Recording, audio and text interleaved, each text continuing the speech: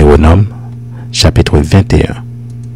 Si, dans le pays dont l'Éternel ton Dieu te donne la possession, l'on trouve étendu au milieu d'un champ un homme tué, sans que l'on sache qui l'a frappé, tes anciens et tes juges iront mesurer les distances à partir du cadavre jusqu'aux villes des environs.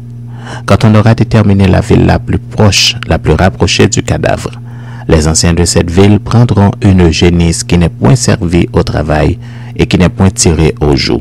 Ils feront descendre cette génisse vers un torrent qui jamais ne tarisse et où il n'y ait ni culture ni semence.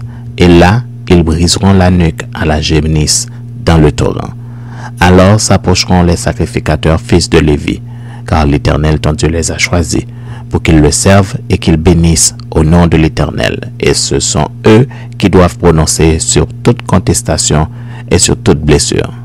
Tous les anciens de cette ville, la plus rapprochée du cadavre, laveront leurs mains sur la génisse à laquelle on a brisé la nuque dans le torrent. Et prenant la parole, ils diront, nos mains n'ont point répandu ce sang, et nos yeux ne l'ont point vu répandre. Pardonne, ô Éternel, à ton peuple d'Israël que tu as racheté, n'impute pas le sang innocent à ton peuple d'Israël, et ce sang ne lui sera point imputé. Ainsi tu dois faire disparaître du milieu de toi le sang innocent, en faisant ce qui est droit aux yeux de l'Éternel. Lorsque tu iras à la guerre contre tes ennemis, si l'Éternel les livre entre tes mains et que tu leur fasses des prisonniers, peut-être verras-tu parmi les captives une femme belle de figure et auras-tu le désir de la prendre pour femme. Alors, tu l'amèneras dans l'intérieur de ta maison. Elle se rasera la tête et se fera les ongles. Elle quittera les vêtements qu'elle portait quand elle a été prise.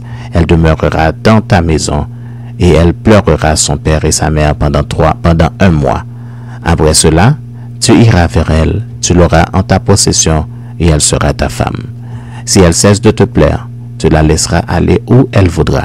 Tu ne pourras pas la vendre pour de l'argent ni la traiter comme esclave, parce que tu l'auras humiliée.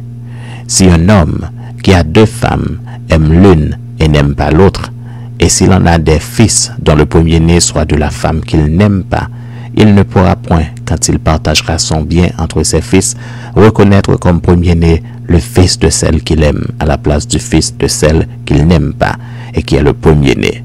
Mais il reconnaîtra pour premier-né le fils de celle qu'il n'aime pas et lui donnera sur son bien une portion double, car ce fils est les prémices de sa vigueur. Le droit d'aînesse lui appartient.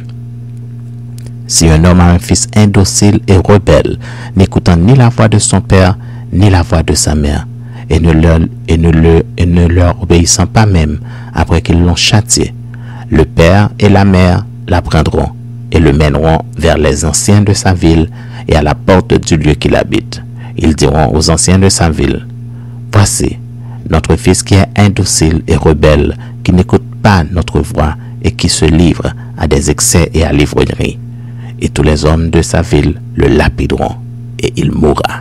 Tu ôteras ainsi le mal du milieu de toi, afin que tout Israël entende et craigne. Si l'on fait mourir un homme qui a commis un crime digne de mort, et que tu l'aies pendu à un bois, son cadavre ne passera point la nuit sur le bois, mais tu l'enterreras le même jour, car celui qui est pendu est un objet de malédiction auprès de Dieu.